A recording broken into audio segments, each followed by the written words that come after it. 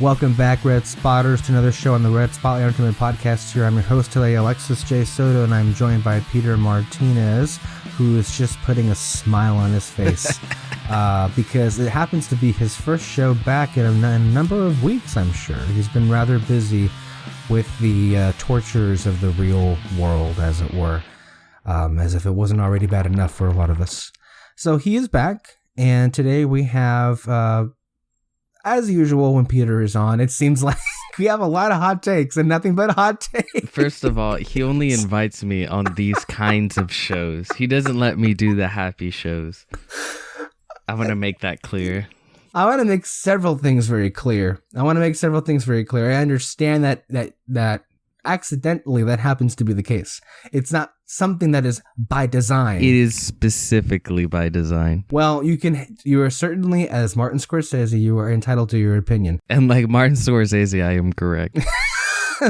And I want to reiterate, as I announced in the previous podcast, which ended up being a happy podcast with Kyle. How about that? Oh, what a surprise. That Peter and I are going to be having a Martin Scorsese special, or a series of specials, and we discuss the filmography of some of his most well-known hits. We're not going to use every episode for every film, but we're going to have a grouping of certain films for maybe 2 or 3 episodes tops, where we dive into his works and the director himself, and it'll be an interesting perspective because a lot of these films I'm actually watching for the very first time, and Peter, I'm assumedly, has seen them for years and years now. And is more of an aficionado of the works of Martin Scorsese. We'll be talking about him today, as I previously teased, but we're going to be having this series in honor of The Irishman. I believe Kyle mentioned that Irishman is going to be dropping on Netflix November 20-ish, somewhere. I think like 28th, I don't know. Which is also around the same time as Rian Johnson's Knives Out. So Knives Out probably comes out first? I don't remember. Yeah. I think it's around the same time, I would say. So we're going to be having a lot of fun that week, I assume. Yeah, for once. As if Rian Johnson's next movie is not going to be carpet bombed immediately online. The Rotten Tomatoes user score is going to be fun. And there's going to be so many reviews, just like, it was the worst film I've seen. No wonder. Okay. Which, by the way, I saw some of Looper recently. Yeah, God, still a great film. I agree. It's a great film. I just wanted to also reiterate that Peter and I will be doing those shows. I believe we'll get to around 2, maybe 3 episodes by the end of the year. So watch out. Stay tuned for that. And as far as today's episode is concerned, we basically have more or less 3 different topics that will feel like a 3-act film by the end. By the time we're finished with this podcast, we're going to start off with a review of El Camino, which is a Breaking Bad movie, which is the I think you can call this a sequel film to the series finale of Breaking Bad, which is written and directed by Vince Gilligan, who also came back, who is the creator and writer of Breaking Bad and also Better Call Saul. El Camino, a Breaking Bad story. Mm-hmm. Well, it's called the Breaking Bad movie, but it's basically a Breaking Bad story. And also stars Aaron Paul, reprising his role as Jesse Pinkman. We'll get into our initial reactions, and then we'll dive into some spoilers if we need to go that far into it, and then we'll move on into the Scorsese versus the Marvel Cinematic Universe. Not really. Controversy that is happening all over the place. Spoiler alert: Peter and I seem to have a contrarian point of view that nobody seems to want to acknowledge, and we'll probably end up pissing everybody off, as we usually do with our comments. And honestly, we're talking about this in large part because there's a critique of where we are in the film industry right now that involves everybody, but as usual, nobody wants to acknowledge it, so we'll just move on in that discussion. Real quick, I don't know what happened, but like your motion of your body and your mouth was like 3 sentences off of your voice. And it looked real creepy right now, like the whole time we were talking. It fixed itself, but I was just like, oh shit. Is it because I'm playing The Shining behind me? I don't know. It just started again when you said that. Oh God. Like, oh God. I hear it and then you move like 20 seconds later. Okay. It is creepy that The Shining is playing behind me while this is happening. So that's wonderful. It's wonderful to know there's a presence in here somewhere. Oh, yeah. It's the ghost of cinema. And then to finish off the episode on a positive note, Star Wars. Wait, what? Is this positive? Yeah, it's not going to be positive at all. We'll be discussing Rian Johnson's recent comments about whether or not his trilogy is going to happen, as well as a rant by Freddie Prinze Jr. To Star Wars fans, and some updated information in regards to some leaks that we shared last time about Kathleen Kennedy and Kevin Feige. Peter will have those out for us when we get to them, courtesy of Jedi Praxis and Making Star Wars, of course, with some recent updates as well as the leaks that they have. So that's our show today on Red Spotlight number 192. Let's go ahead and get started, Peter, with El Camino, which I'm actually, maybe this past year has been a blur, and really it has. Oh, yeah. Do you recall when they first announced this movie? Because it couldn't have been that long ago. No, it was it? not that long ago. I think it was supposed to be like a secret. And then like, so like it had to be like a month ago that they leaked this shit. Or maybe 2 months. But it was not that long ago at all that it was like announced that it was happening. It was this year, right? Like it was earlier in this year. It was a couple months ago that they announced it was happening. Right. Like it was not that long ago at all. At all. Maybe even a month. Shorter than 2 months. That's crazy. Yeah. But I think it was on purpose because I think like Aaron Paul got pissed. I think it got leaked somehow. I don't know. Well, that and BoJack got canceled, so I'm sure he's not having a lot of fun this year. In that regards. So there's that. What is this, a crossover episode? If you guys want to hear our thoughts on BoJack Horseman, which I feel is a masterpiece of modern day television, and I think has the most mature and poignant conversation on mental illness and depression, bar none, go back and listen to that episode.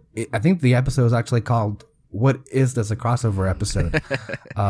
Yeah, that shows what hacks we are. Oh yeah, absolutely. So it surprised me how quickly the film came, because when I know that a trailer came out and I ignored it because I ignore all trailers, but then when people were talking about how I love trailers, I don't know how you can ignore trailers. They're like beautiful little short films. They're great. Well, when people were talking about how the film was going to be dropped on Netflix last week, I was like, wait, what? Already? Okay. That was pretty quick. I do have a question as to whether or not, or as to why this wasn't produced or aired on AMC, which was the television network where Breaking Bad and Better Call Saul air on. When this was first leaked or announced, my presumption was that AMC was producing these television movies. They did, and then Netflix probably came in and it's like, hey, we'll pay a shit ton of money for them. And AMC was like, here you go, here's your film. I mean, yeah, that's basically what happened. That makes sense, because that's what they do now, right? Yeah. Yeah. Netflix, they're just buying films from people. Mm-hmm. And different properties and shit like that. Like, yeah. And I mean, we've spoken as to how they're really, really trying to broaden their original content before everything's dropped. Seeing the lineup that Disney Plus has, I feel like they should be okay. I have to believe that there are a lot of adults out there that want adult entertainment. Mm-hmm. And like, that's not a shot at Disney, but like, because I love children's entertainment. I've been watching fucking cartoons. You're a Disney fan. You like all that stuff. The Pixar animation, Star Wars, I mean, Marvel, you like all that stuff. I mean, yeah. But I also like Breaking Bad. Like, you're never going to get a fucking Breaking Bad on Disney Plus. you could on Netflix. You're not gonna get it on Disney. I mean, they've said so themselves. That's not going to happen there. I mean, all I'll say is this: as with how you and I usually react to certain narratives that the media wants to shove down our throats, this perception that Netflix is in such big trouble because of all of the content that Disney Plus has, I feel is such malarkey. Because they don't tell you how much crap there is. On top of it all being the same kind of stuff. The same kind of crap. Like I don't know how you can give Netflix shit for being crap and not having anything on it, and then be like, I'm giving up Netflix for Disney Plus. Like, oof. I like for the shit that Netflix gets, I don't know how Disney Plus would be any better in people's eyes. I mean, in my eyes, Netflix more and more is becoming, I think, the savior, if anything, of classic cinema or what's closest to classic cinema. I think they don't get anywhere near the thanks they deserve for finishing fucking Orson Welles' last movie. Yeah, you know, that's incredible. Like, that's incredible. Who else would have done that? And by the way, I hate the fact that I have to rely on Netflix because I want to own these fucking films. Right. Yeah, like I don't. Roma. Yeah. I want to own Roma. I want to own these films. Not to give away how I feel about the film, but I want to own El Camino. Like, it sucks. Yeah. Like this doesn't make me happy that Netflix is saving it. But I know if it wasn't for Netflix, I wouldn't even be able to see these kinds of films in the first place. Which is also frustrating because it's not just the media and then also these people on the Disney blockbuster side of it that are going after Netflix. It's also people in the industry like in Inarritu or Spielberg and Scorsese, though, even though he works with Netflix, we know he'd rather not work with Netflix. Well, I think he's in the same boat I am. It's like, I'd rather be in a theater. I'd rather be able to go to theater to see this content, but what are you going to do? It ain't an option, apparently, anymore. And we'll get more into all of that. So El Camino is basically what happens immediately after the series finale of Breaking Bad. And I think before we get into our feelings about El Camino, we have to be transparent on what it was that we thought Breaking Bad was. Breaking Bad is like one of the best shows ever made. I easily loved this show. I mean, the show is Bryan Cranston as Heisenberg, Walter White, and Aaron Paul as Jesse Pinkman. There's just something about that show and what it did that really can't be touched. And, you know, giving credit, all the credit in the world, it did something Game of Thrones couldn't. It ended up wrapping up pretty nicely, not once, but twice. You know how it did that? By not feeling the need to like trick its viewers. or subvert expectations. Or feel the need to be like, I need to. It's just like, no, this was the direction of our story from the beginning, and we're just finishing it out. Mm-hmm. Breaking Bad had some of the best characters on television, some of the best writing easily. And I should mention, because people seem to forget this in an age where it's popular to crap on Rian Johnson, he did write and direct Ozymandias, which is considered to be the best episode of Breaking Bad. I'm sorry. I mean, I can argue it with people, but I don't know how you can say Rian Johnson is a bad filmmaker or even a bad writer. Like, every single one of his films is... have you seen Brick? No, I haven't. It's his first film. He made it on his own with like family money. It's so good. Every one of his films is like really good.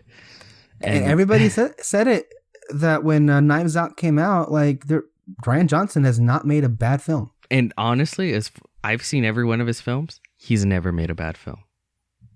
In my eyes, never made a bad film. But we're talking about I think the films are nice and everything. But Ozymandias is considered to be one of the best episodes of all of television. Yes. You know? So and it is. The lore. Whatever. Nah, I don't know. Breaking Bad's one of those shows that came along at around the right time, and I think really kind of spearheaded, more so than I would say Sopranos, because Sopranos was like a decade earlier, this golden age of television, really. I loved the series. I don't know. It's like, I was never bored with it. Like, apparently some people on our network are. Oh, fuck him. Watches fucking Doctor Who. Hey, Doctor Who is great too. Okay. It's not Breaking Bad, but it's Doctor Who's great too. If you like that flavor, but it's not real television, obviously. It's not right? real television. It's a theme park. We're being asses here, guys. Wait, it's television, so it can't be like theme park level. It's like park. Wow. Always love to throw those punches at. Okay, so just really, Breaking Bad is a masterpiece of television. And so many great characters that to this day continue to. I think what should be commended is that Vince Gilligan, who has been with this from the very beginning, has found new stories to tell with some of these characters that really are dead. Like Jonathan Banks's. Oh my God, I forgot the character's name. Jonathan Banks, who's on Better Call Saul. Mike? Mike, yeah, Mike Ehrmantraut. You're right. And obviously with Saul Goodman and everything, he's always found amazing stories to tell, and it never feels tired and it never feels old. I haven't kept up with Better Call Saul, and that's on me. I saw the first 2 seasons, and it's really good.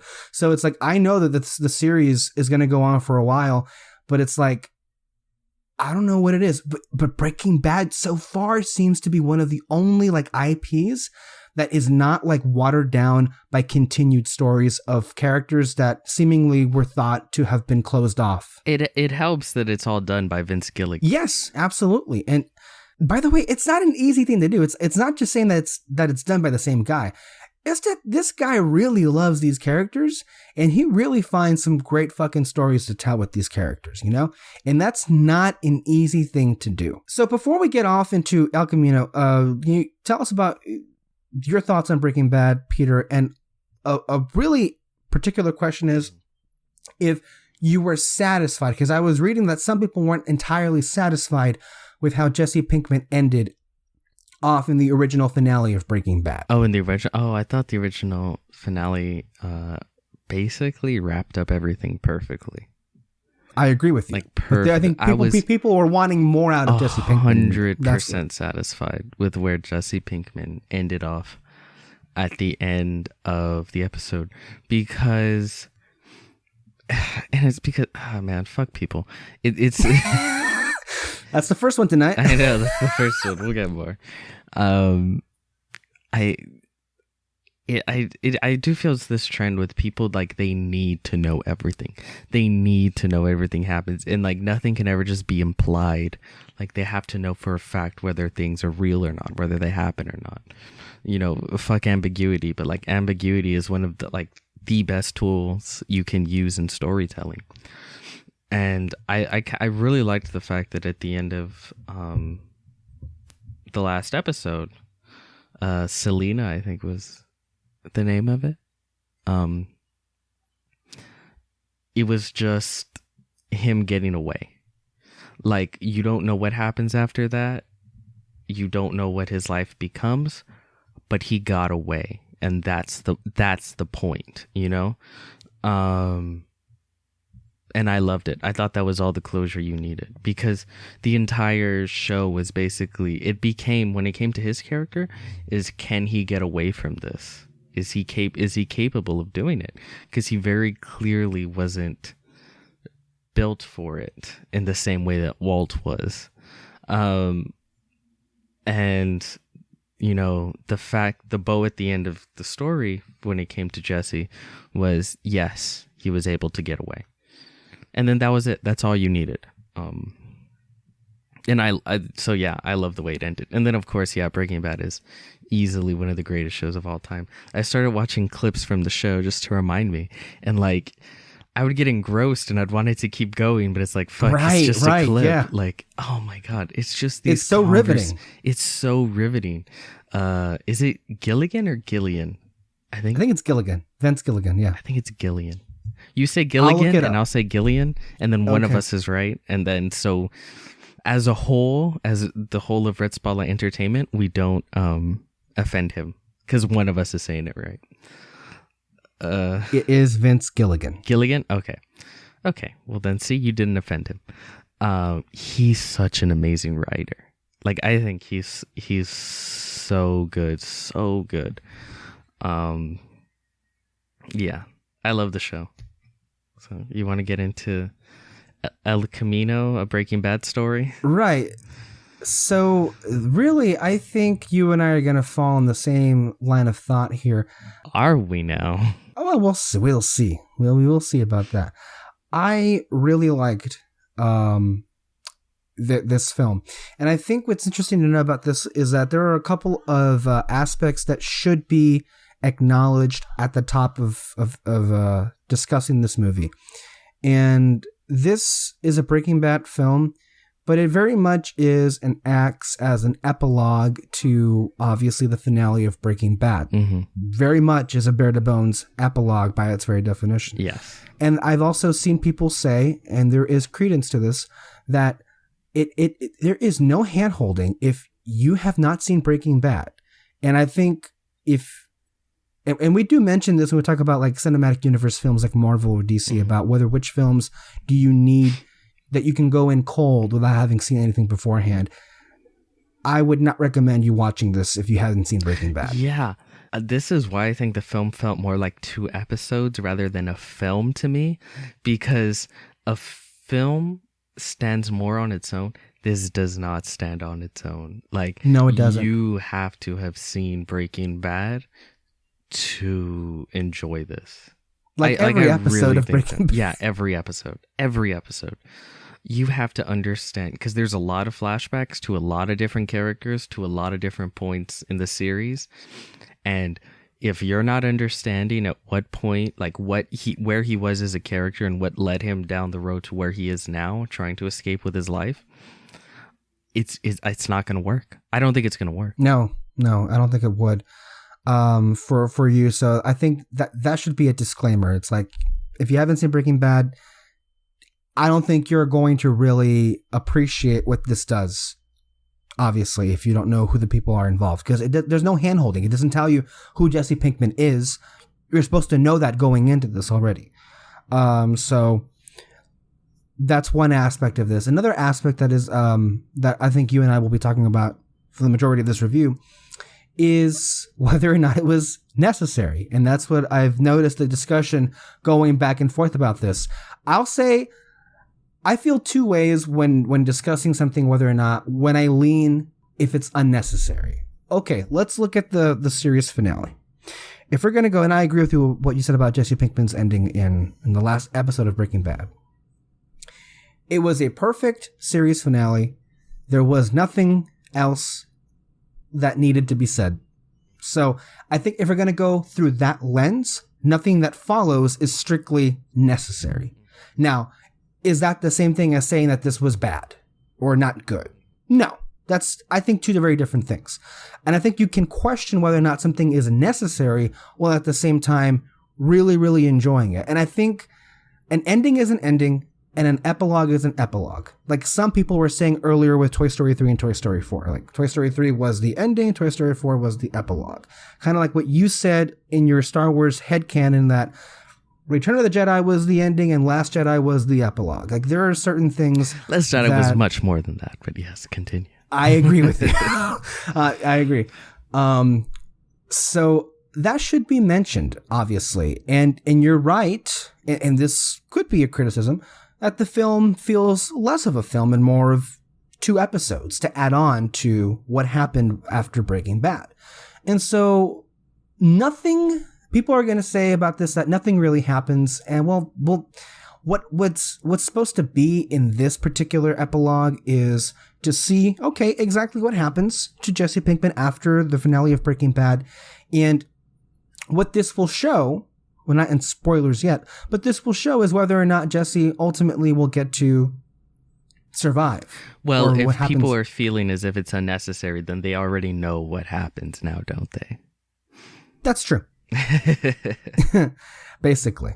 So, but I would just say on the initial reaction, I really, really liked this. I don't think I needed it, but strangely enough, it was really elegant in terms of how it was shot. Beautiful cinematography, obviously, to go along with Breaking Bad. A showcase for Aaron Paul. What I really was shocked by is how much I kind of missed Jesse Pinkman in a way, and how good he was in that performance. And I just thought the ending of this epilogue, if you will, was poignant and just kind of spectacular for him. And not, I guess this would be a spoiler, and since it will be, let's go ahead and lift the veil off here. It's interesting to have a happy ending for a change. With Breaking Bad, especially, or this world. So, exactly. So that was something that I found was rare, and I appreciated that because I like a happy ending, especially for this guy. So, on the whole, I rather enjoyed it quite a bit. What do you think? Let's get into the arguments people are having, because I think that better is able to consolidate all my thoughts into one thought, which is how I felt about the movie. I agree maybe entirely with what you said about, is it necessary? It's not necessary. I'm throwing down the gauntlet. It is unbelievably unnecessary. And as a whole, I like the ambiguity of not knowing what came next for Jesse Pinkman, but all you know is he's gone, and it's like, yes, you're happy for him, and whatever comes next, we don't know. But it gets the imagination juices flowing, and I like that. But just because it's, like you said, just because it's not necessary does not mean it is not quality. Doesn't mean it's not good. There's so many, and I think what's interesting is what makes it necessary. Because a lot of people will say, because it's good, that makes it necessary. To which I disagree. The reason why I say I disagree, and I actually think this is a rather interesting conversation, is, to me, for a next chapter in a story to be necessary, is it has to fundamentally alter characters or the story, the way that the viewer sees a character, the direction of a story. It has to fundamentally alter this world, basically, and push things. It can push things forward. Most of the time it does.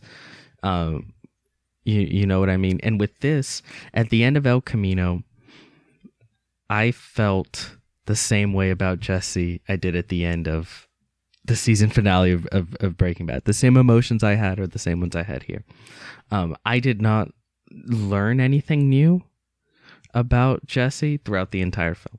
So, like, basically nothing was changed, nothing was affected.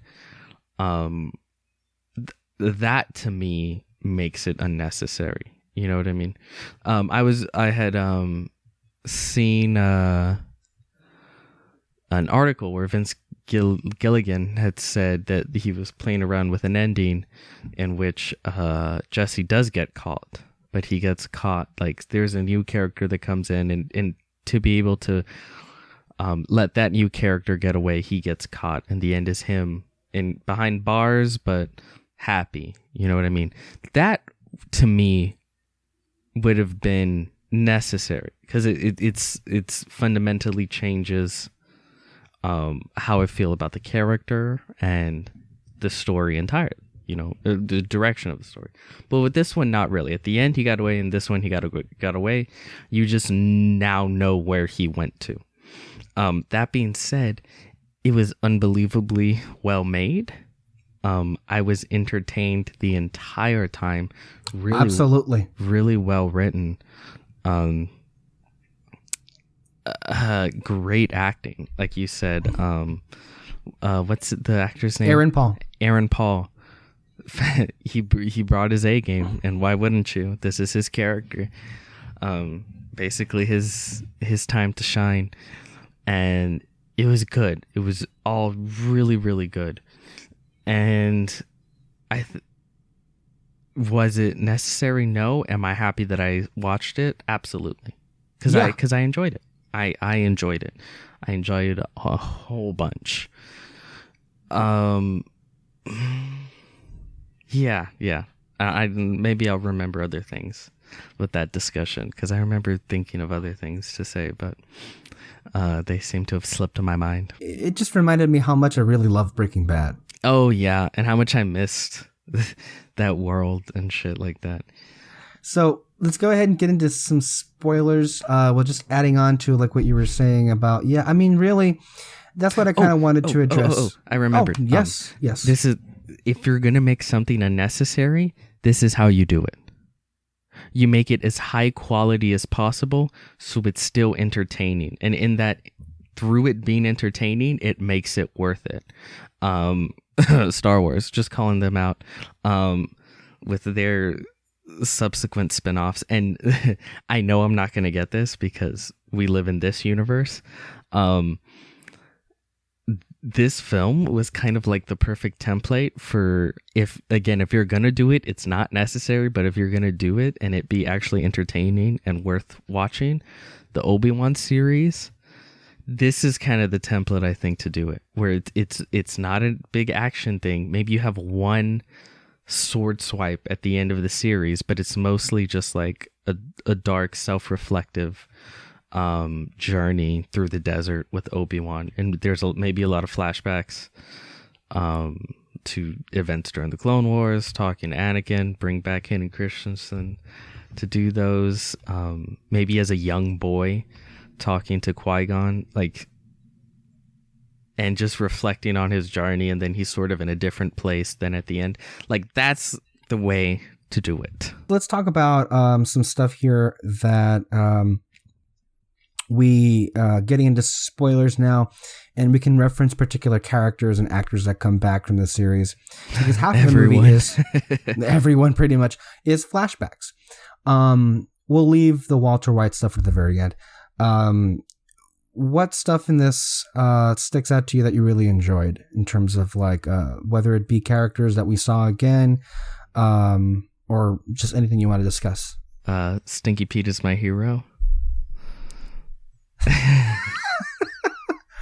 Is he the guy that comes and disposes of cars? No. Which He's one's the that friend who's like, here, take my card. Oh, Skinny. Skinny Pete, sorry. Skinny. I think he's Stinky Pete. Stinky Pete's from Toy Story 2. No, he was really good in this, and it was like, wow. Like, I don't know. There was just something so heartwarming about how he was just really just helping out Jesse in that moment of, his most desperate hour, as it were. Some interesting observations. So Jesse Plemons is back in this. The actor Jesse Plemons, I don't remember what the character's name was exactly. He was one of the people that came in late into the series of Breaking Bad. Oh, I do remember that he shot a kid, right? Meth Damon. Meth Damon. People call him Meth Damon. Oh, I mean, he won. He's married to what's her name? Mary Jane. Yeah. Yeah, this he was great. No, he's a great actor. But what a fucking sociopath. Yeah, and that's what I mean, where it's like the writing is so good, because he plays this like overly nice and overly friendly individual, but he'll just kill at like a moment's notice, and it doesn't seem to affect him, and he doesn't seem to understand like how severe that action is, like taking a life. Like it's interesting. Like, he's not intimidating, and because of that, it's terrifying. He's terrifying. Yeah, I was chilled, really. Just like his presence, just with just how casual he is about the whole thing. Obviously, when you stumble upon a body, he's killed. Also, what I really did love to see as part of this epilogue was the chilling effects that Jesse's experiencing, or basically the PTSD of being trapped in a cage. Do you remember how long he was in captivity? Because it's never said in 6 this, months. but maybe we should know from this. Okay, wow. I'm pretty And part of sure. where Jesse Plemons comes in is that he's momentarily, and then there were other times where this happens as well, where he's liberated from the cage because to perform he's basically a slave to these people, and he comes with Jesse Plemons to do all this stuff at his apartment, get rid of the body and everything. This is really just like beautiful, but just so sad. It's really a sad moment, but it's just so beautifully shot and orchestrated where he reaches for a gun. He has the gun and he can kill Jesse Plemons right there, that fucking sociopath. And he's so fucking broken down that he just surrenders the gun over to him. Yeah, he's so broken as a human being that he gives the gun and gives in. Like, that was it. He had the car out in the middle of nowhere. The gun, like, it was perfect. Just shoot him and gone. But because he's so broken as a person, and you hear this all the time in real life, where people are kept captive, and there are moments where they can run, but they just don't, because their psyche has been warped in such a way where it's just they can't. And yeah, that was a really great moment in the film. I just wanted to mention because in the past week, as it were, with the release of El Camino, one of the characters that comes back from Breaking Bad was the guy that basically, is kind of like the secret protection service or the witness protection program for gangsters. He is portrayed by an actor whose name is escaping me right now, but he passed away just a few days ago, as a matter of fact. I think it was brain cancer. Robert Foster. Robert Foster is his name. He passed away the day of its release. Wow. As a matter of fact. Wow. This is his final performance as an actor. It was a great one. He's someone that has real great presence on screen, and like his basic no bullshit attitude when it comes to his business, which is getting people a new life. I think he's great. I think Vince Gilligan, again, why I think he's such a good writer is he can take these real small characters that are just kind of there for a few scenes and give them such life that really like rounds out the world, that makes it feel really real and livable. And obviously the actor added tremendously to that. Absolutely. Well, I guess we can talk about the film's opening, which also saw the return of Jonathan Banks as Mike. And we should know, because at some point I was questioning whether or not we were watching a scene from that had been shot years ago. Just one quick thing. Can you tell just a little bit Aaron Paul has aged a little since the end of Breaking Bad? Or is it just me? Yeah, of course. Yeah. Okay, just making sure about that. That was kind of the giveaway in that sense. That scene that we open up with Mike and Jesse, didn't Mike die almost immediately after that moment? How does Mike die in the series? I really... Walt kills him. Walt kills him, right? Okay. Yeah. Because Mike was going to go his separate ways or whatever. Yeah, Mike was getting the hell out of there. But I think he needed the names of certain people to kill. Remember he had that like huge hit? Yeah. And he tried to get them from Mike. So like he had him meet him somewhere, and then boom, he shot him, drove into the river. And then Walt realizes he could have actually talked to the lady to get the names, and he starts apologizing. And Mike's just like, shut the fuck up and let me die in peace.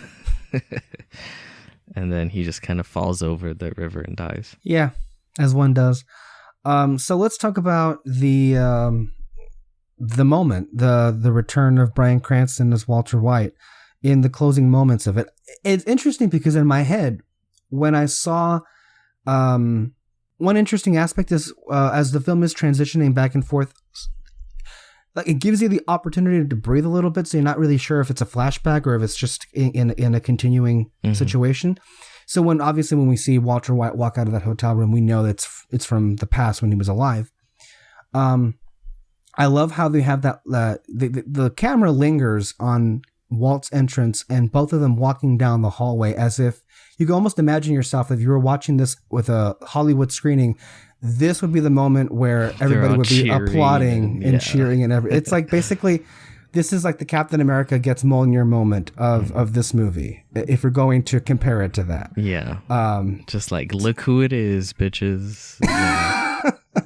And as always, the scene isn't a waste. It was pretty great because it's, again, another quiet moment, another moment of reflection, which is the theme of the film. And I believe as Dan Murrell pointed out in several moments, is really a lot of the people, all these people that Jesse imagines of, they're dead now. And these are the people that really, that he looked for guidance.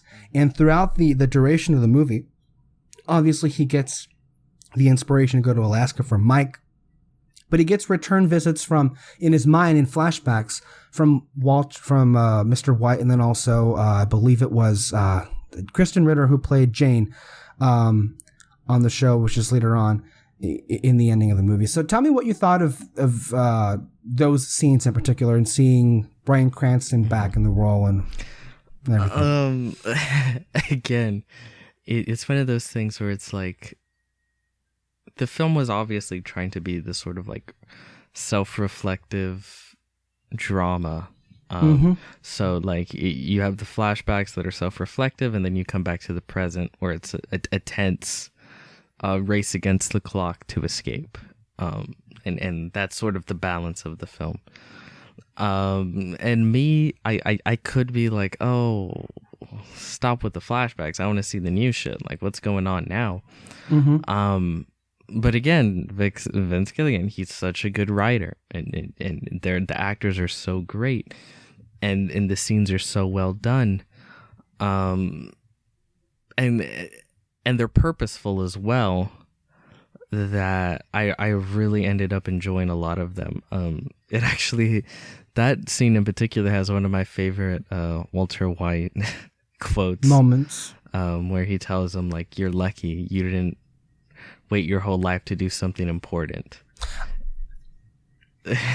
I think that line really justified his appearance in the movie, because it pretty much said everything. It's like, it said everything about who Walt was and what his hopes were for Jesse, what he kind of admired about Jesse.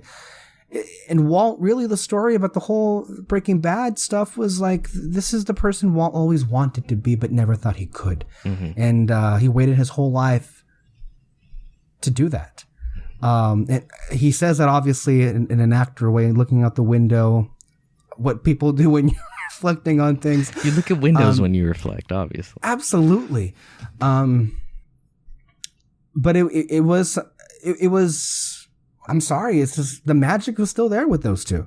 The presence that they just have on camera when those two are together, still works after all these years. Crazy to think about how long it's been since Breaking Bad's been off the air.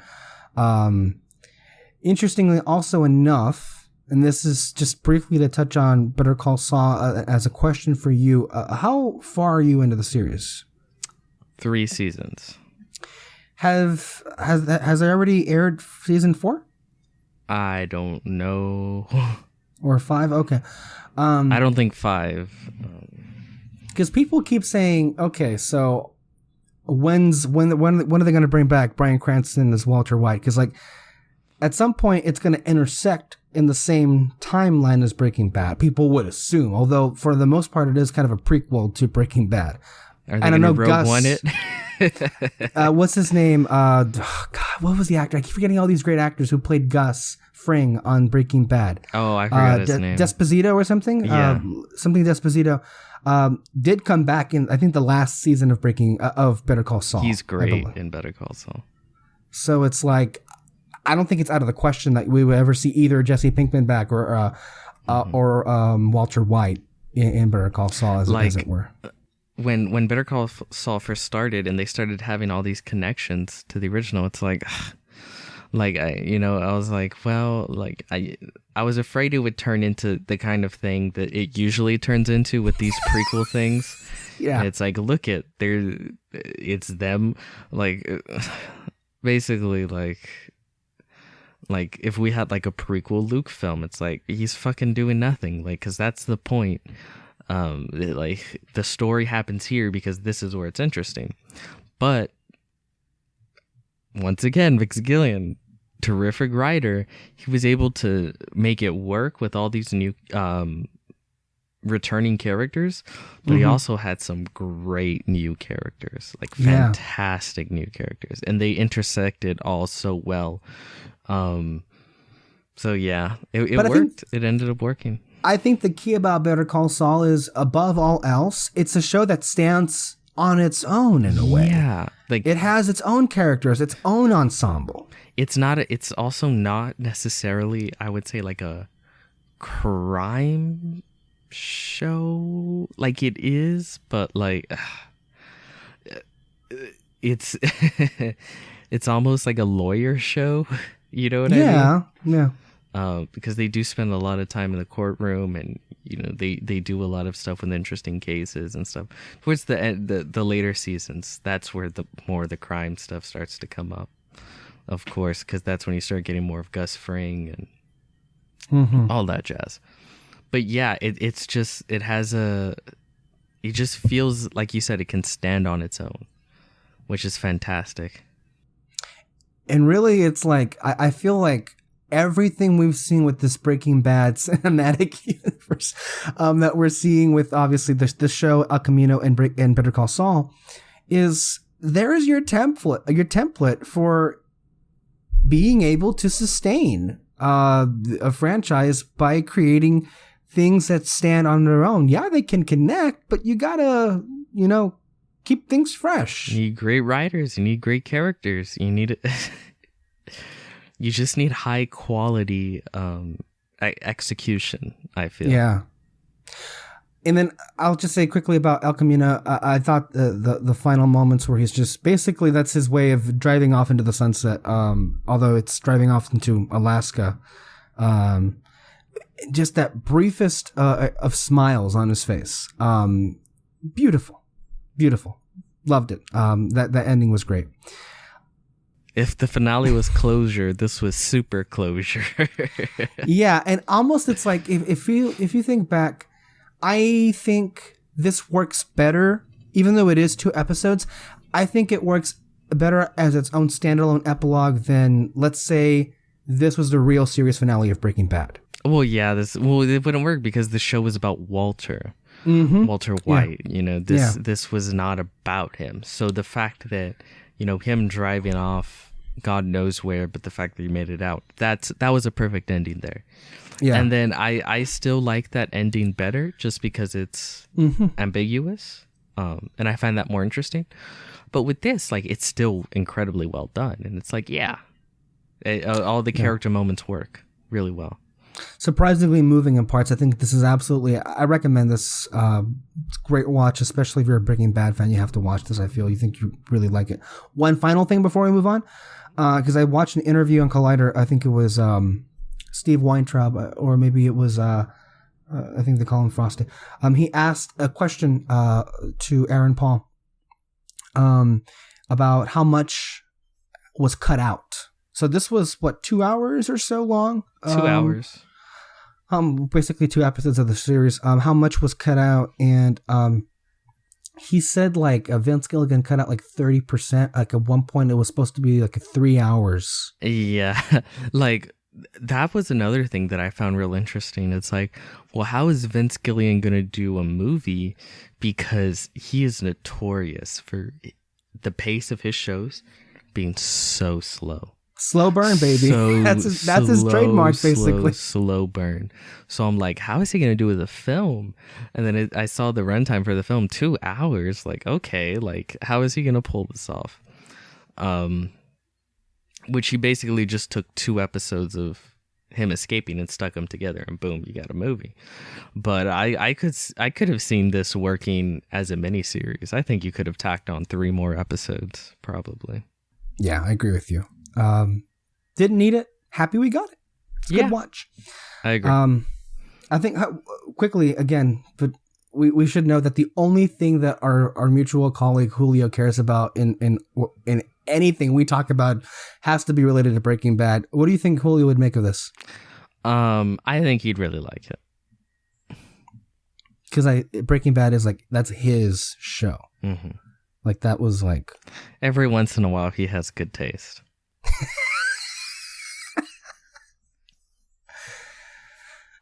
Okay. I wonder what you think of me then. Okay. Speaking of, let's get into a not controversial topic whatsoever, and that is Martin Scorsese. And the drama that is happening right now, because evidently he called Marvel films not real movies, and everybody felt the need to respond to this, you know? And here we are.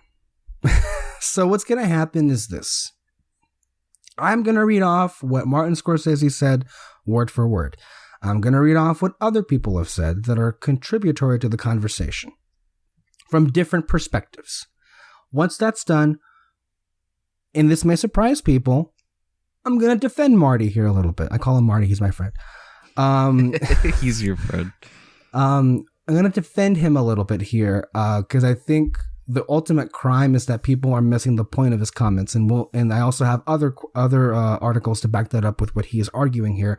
I do take issue though with some of the wording in his comments that I feel is a larger school of thought from the film establishment as a whole, to where bias comes in, certainly for genre films, and that's where I definitely have the issue with. I'm gonna quote Rian Johnson and say Martin Scorsese can have whatever fucking opinion he wants. He's earned it. Was that the quote he said? Yes. Well, I agree with that, and that's basically the first defense of this is that Marty has an opinion.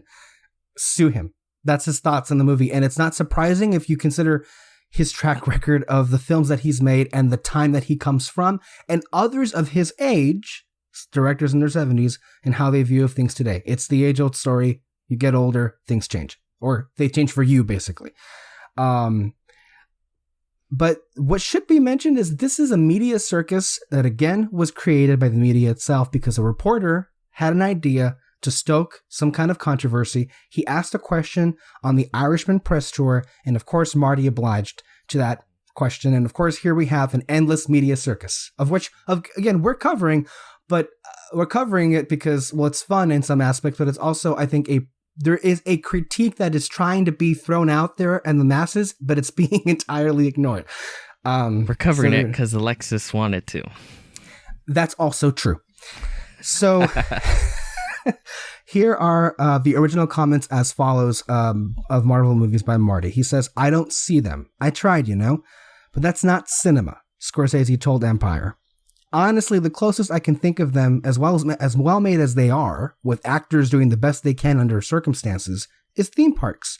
It isn't the cinema of human beings trying to convey emotional, psychological experiences to another human being." Immediately, James Gunn, director of the Guardians movies, who we've also been big defenders of on this podcast, said, I will say, I bet he never watched the Guardians films. Scorsese. James Gunn says, "Martin Scorsese is one of my favorite living filmmakers. I was outraged when people picketed The Last Temptation of Christ without having seen the film. I'm saddened that he's now judging my films in the same way." I think it's pretty clear Marty didn't see any Marvel movies, maybe Iron Man, I don't know. Sam Jackson says, "I mean, that's like saying Bugs Bunny ain't funny. Films are films. Everybody doesn't like his stuff either. We happen to, but everybody doesn't.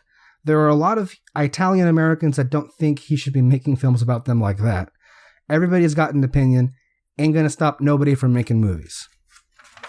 Okay, so that was page one of these fucking endless quotes. Okay, guys, just bear with me here. Robert Downey Jr., of course, was on the Howard Stern show, and he said this: "I appreciate his opinion because I think it's like anything. We need all of the different perspectives so we can come to the center and move on," which is pretty like wishy-washy, whatever. But then he adds on saying, in his view, and by the way, there's a lot to be said for how these genre movies, and I was happy to be part of the problem if there is one, denigrated the era, the art form of cinema, And by the way, when you come in like a stomping beast and you eliminate the competition in such a demonstrative way, it's phenomenal.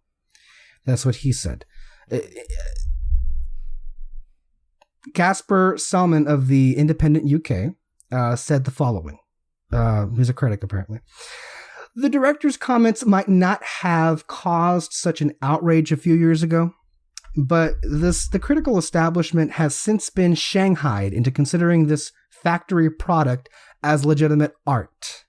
It isn't sufficient for admirers of Marvel that their expensive supernatural soap opera dominates the box office at the expense of original content.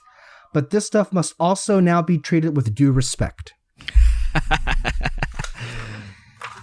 There's more. There's a lot more. He adds on, in a delectable review of Men in Black 4 this summer, Nick Pinkerton compared that movie to Endgame, writing with deadly irony that Men in Black 4 was considered a bad blockbuster, while Endgame was seen as a good one. In point of fact, the qualitative differences between the two are so obscure as to barely bear mentioning. Pinkerton went on to say, I have an increasingly compelling sense that these things are not movies. They're content. They're IP. They're brand management exercises. Marty came back to the well with even more comments to say, and he says, good for you, Marty. It's not cinema. It's something else. We shouldn't be invaded by it. We need cinemas to step up and show the films that are narrative films. And there's a longer one where he says, theaters have become amusement parks. That is all fine and good, but don't invade everything else in that sense, he said. That is fine and good for those who enjoy that type of filmmaking, that type of film. And by the way, knowing what goes into them now, I admire what they do. It's not my kind of thing. It simply is not. It's creating another kind of audience that thinks cinema is that. So I think to talk about this, we should begin in an honest way. The initial knee-jerk reaction, and I have to admit, I was not in a good state of mind. I just walked out of fucking Joker. And that movie did not leave me... I was about to make a joke, but I probably shouldn't. No, don't do that. Did you get home safe? Oh. I walked out. That movie didn't put me in a good frame of mind. Let's just say that. Okay. I was upset walking out of the movie. It made me upset watching that. And then these comments happened, and my initial reaction was like, wow, that was like some of the most insulting things I've heard quite some time. But I think to kind of begin off with this, the first and foremost thing is, look, everybody is entitled to like what they like and not like what they don't want to like and what they don't like, you know? So it's not... Martin Scorsese is entitled to an opinion as everybody else, and more so him, because he is the giant of the film industry as it is right now. He, along with many others, in the 70s came and they shook up Hollywood, and they brought forward a new generation of filmmaking. Mm-hmm. He has been referred to by Roger Ebert as the greatest living director of his generation. Roger Ebert said that he made the best movie of the 1980s, the 1970s, and the 1990s. Everyone respects Martin Scorsese and what he has done for filmmaking. And if there is anyone who has any kind of merit to say what he wants and say how he feels, it is Martin Scorsese. So there you go. I'm glad you agree with him. Because whatever Peter and I are going to say, really at the end of the day, we don't have the kind of credibility to talk about this as Martin Scorsese does. Although, that being said, as Sam Jackson said, everybody has an opinion about this. And so what I will say is my initial knee-jerk reaction about this was to be a little bit really kind of insulted, because it really just reaffirms a lot of what I have been saying on this podcast for some time now, as of this kind of blockbuster filmmaking. And I know he was like targeting it particularly to the Marvel Cinematic Universe, but we know really what this is about. It's like this old age Pauline Kael critique of franchise filmmaking back when Steven Spielberg was making films and they were ending up being commercially successful. It's that age-old fear of these popular films that make so much more money than all the other kind of high art and the fear that it could probably run those movies or that art form out of town. And in this case, of course, Martin Scorsese is of that age now. And it's not surprising to anybody that he has this opinion. If you just follow what he does and what he likes and what he doesn't like, it's not at all surprising. And I feel I have issues in the way he worded certain things, to which I'll get to at the very end, because I don't think that's really the relevant part. Because what I feel ultimately, the relevant part about all of this is he was making a pretty pointed attack at the state of the film industry, as Peter and I have been for quite some time now. And it really isn't all that different. I was a little turned off by the wording at the end of it there, but no one's talking about that whatsoever. And so it's important to discuss all these different things to what he says about theme parks. And what I'm trying to say basically is that this discussion is bigger than him literally saying Marvel movies are not movies. I think that sentiment certainly is there, but there's a bigger implication in those comments. Peter, what do you think about that implication, about what he's trying to say and nobody's listening to? First of all, I would say the calamity to which he speaks, which is taking over the movie industry, I will say it reminds me a lot of the discussion on climate change. And I would say 20, 30, 40, 50 years ago, people talked about, were worried about it, but it's like, it felt far away. Now that calamity don't feel far away. No, it's here. It's here, basically. And that's kind of how I feel with the film industry. We have gotten to the point where blockbusters are absolutely controlling basically almost all of the box office. And more so than that, it's not just blockbusters, it's blockbusters under one company and one type of blockbuster, which is controlling everything. Can I add something to what you're going to say? Because it's important. Today on John Campea's show, he said he was angry, apparently this time about Scorsese, this time that you're attacking films that make up 5% of the overall releases. While that's true, Disney has 40% of all of the box office dollars. How many times do we have to keep saying that? I don't give a shit about what's getting released. I give a shit about what's making money, because I agree, it's only 5%. If anything, this really shows how terrible this situation is, that a majority of people are only watching 5% of films being released. That metric that he's trying to push forward does not make his case. It makes the opposite.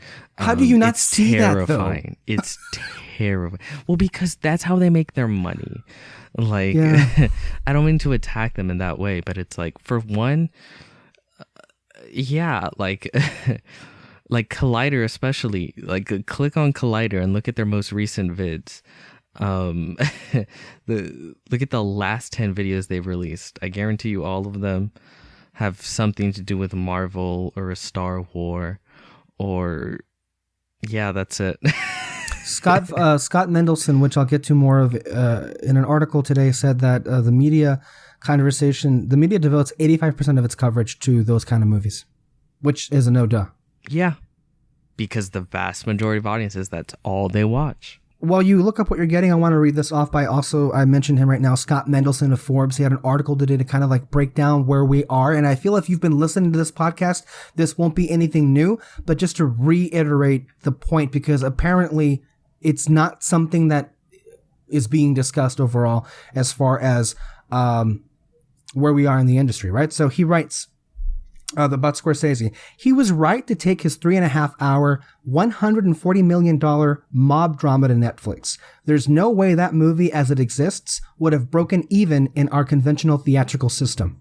That comment is 1000% true, and we should start there, because Martin Scorsese right now is working with Netflix because he has no other option to. Yeah, that's so. By the way, I checked real quick. Out of the last 10 videos released by Collider, 9 of them are about comic books or Star Wars. Guess what the one film that isn't about any of that is? Scorsese? El Camino. Oh, Camino. We're tying it together. But yeah, that's such a terrible argument. Like, oh, really? You hate theaters? Then why are you working with Netflix? Because he can't get his film made. Because it's easier to get a fucking Captain Marvel 2 made than the greatest living filmmaker's swan song with the biggest actors who've ever lived. And it's easier to get Captain Marvel 2 made than that film. Like, it's crazy. It's crazy. I mean, when you look at it, not that crazy, but it is crazy. So the only one that was willing to finance it was Netflix. You know, the reason why they're shouting, hey, you know, audiences only seem to care about these films is because it's becoming more and more difficult for these kinds of filmmakers to make their films released into theaters. I feel that anger is coming across in these comments, and I think it's being misplaced by the way people are interpreting it. Because right now, it's not like Marty is happy working with Netflix. No, you know, guys, like he didn't like choose. You know what? I'm going to go take my movie and make it streaming only. He is 100% with Steven Spielberg on this about preserving the theatrical experience. He would never willingly go to a streamer and make a movie there. It's because look at how terrible Silence did. Nobody saw Silence. Nobody cared to talk about that movie. I think it made like $3 million its opening weekend. When Silence came out a few years ago. From what I hear, it's a great film, which, I mean, this is what Marty does all the time, but it didn't get any kind of accolades. It got no attention from even the Academy, which they're the ones that are supposed to be giving attention to these movies, and yet it was all but ignored. And so it wasn't financially feasible for any studio right now to greenlight a movie that is only going to make them lose money. And that's how it would have been like. And so Marty, the only way he could have made this movie was to go to somebody who would give him that financing. And Netflix happens to be the only ones right now, among some other streamers, that are offering that money. And that's how it was. I think the anger that's coming across in these comments is the fact that he, of all people, is being put in this position. Like, you think, like, this is King Midas basically being forced to go. He begged on his knees to all of these distributors, and they all turned him down. You know how humiliating that is? At this stage in his career? 76 years old. And this was, from everything that I'm hearing about the film, this is sort of the swan song of his career, of his legacy. Yeah. You know that, I think that adds another layer to Gut Punch to that, where it's like, turn around and it's like, it's not what it used to be. He came out in the heyday of Hollywood. Really. He lived through it, you know. He was the king of it, much like Spielberg and a lot of other filmmakers. And I think that's why for them it's much more difficult to have to be like, this is the way it is now, and deal with having a film on Netflix, whereas you have younger upcoming filmmakers who are like, what? I can actually get my film made? Here, like, I'll do 100 Netflix films. Just give me money, you know. I suppose you would say that there maybe is a certain sense of entitlement amongst the older crowd, because but at some point you deserve it. No, I mean, I have no issue with it, but it's like, I think where the entitlement is that their movies, because of their career, and yes, they have earned it, I would say their movies should be funded, and their movies, you think, would be playing in theaters, you know, or would absolutely be forced to play in theaters, and yet we can't. And I think he's also a little bit upset, because I do understand that whatever negotiations AMC Theaters and Netflix are having about having The Irishman play didn't really, I think they either broke down or they just couldn't commit to AMC wanted Netflix to commit to a 3-month window where an Irishman would play in the theaters. Netflix said no, and that it didn't work out.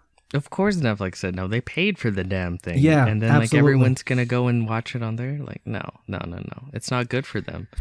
But the reason Netflix tried that was, I'm sure Scorsese was insisting. Yes, I'm sure he tried everything he could to get it to come out in theaters. And it's getting a limited release, which is like, I don't know, if you live in some place like LA or New York, like, you'll get these films, but if you live in, who the fuck knows where, Seville, where me and you live,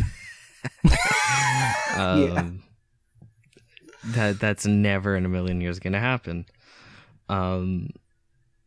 It's funny. The only like original filmmakers I think that can still get their shit financed and make the movies they want to make are Quentin Tarantino and Christopher Nolan.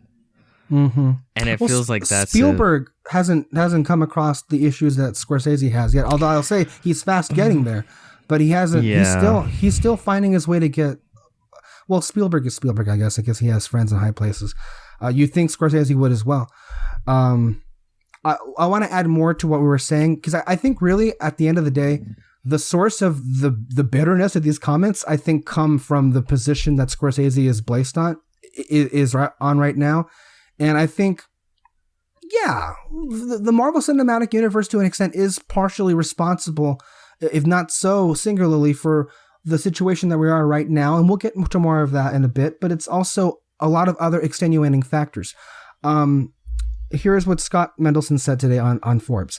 Audiences have always gravitated to the big and splashy event movies. What's changed, whether the filmmakers and artists realize it or not, is that the audience that once showed up for everything beyond tentpoles, romantic comedies, crime dramas, action thrillers, and melodramas have completely abandoned the multiplexes in favor of at-home VOD streaming options.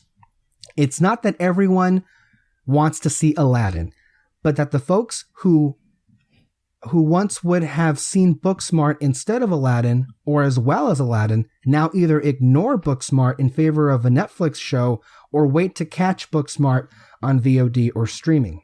Well, yeah, it's the audience mentality.